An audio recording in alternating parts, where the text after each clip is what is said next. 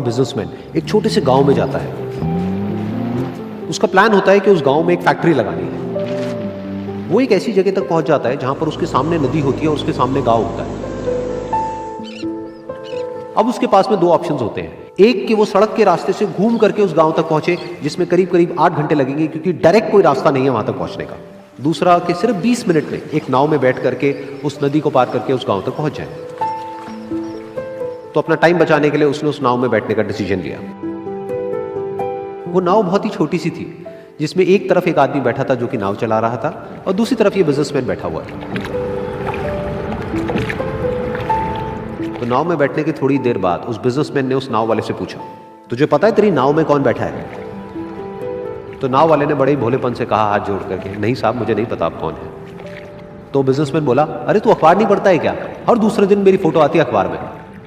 तो नाव वाला बोला, अरे साहब मुझे कहाँ पढ़ना लिखना आता है, मैं बहुत छोटा सा था जब मेरे पिताजी गुजर गए थे, तो अपने परिवार का ध्यान रखने के लिए मैं बचपन से ही काम में लग गया और तभी मेरा स्कूल छूट गया।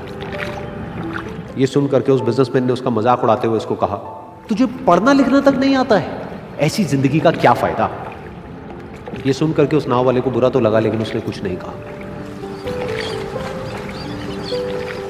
थोड़ी देर बाद वो बिजनेसमैन उस नाव वाले से बोला, अभी कुछ ही दिन बाद ये जो सामने तू जमीन देख रहा है, यहां पर मेरी एक बहुत बड़ी फैक्ट्री होगी जहां पर हमारे ब्रांड की मिनरल वाटर की बॉटल्स बनेगी। उस नाव वाले को बात समझ नहीं आई। उसने कहा, क्या बनेगा साहब?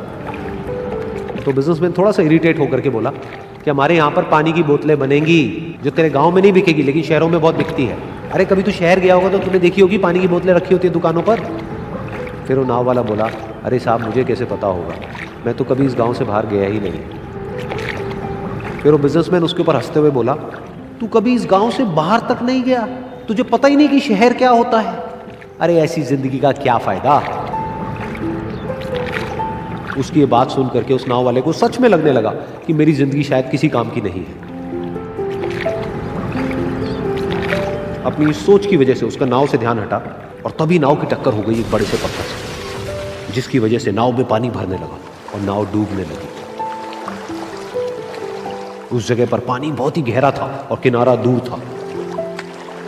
नाव वाले को समझ आ गया कि अब इस नाव को बचाने का कोई तरीका नहीं है और वो अपनी जान बचाने के लिए नदी में छलांग मारने ही वाला था। तभी उसने उस बिजनेसमैन से पूछा, साहब आपको तैरना तो आता है ना? तो बिजनेसमैन घबरा करके बोला, ऐसा क्यों पूछ रहे हो, मुझे तैरना नहीं आता है। उसकी ये बात सुन करके नाव वाले को हंसी आ गई और वो बोला, अरे साहब आपको तैरना तक नहीं आता, ऐसी जिंदगी का क्या फायदा? ये सुन करके उस बिजनेसमैन को अपनी गलती का एहसास हुआ और वो हाथ जोड़ करके उस नाव वाले से बोला, तुम जो कहोगे मैं तुम्हें दूंगा, बस मेरी जान बचा लो। तो उस नाव वाले ने बोला, अरे साहब आप घबराओ नहीं, मुझे सिर्फ तैरना नहीं आता है, मुझे डूबते हुए लोगों को बचाना भी आता है। आप मुझे कस के पकड़ लो, मैं आपको कुछ नहीं होने दूंगा।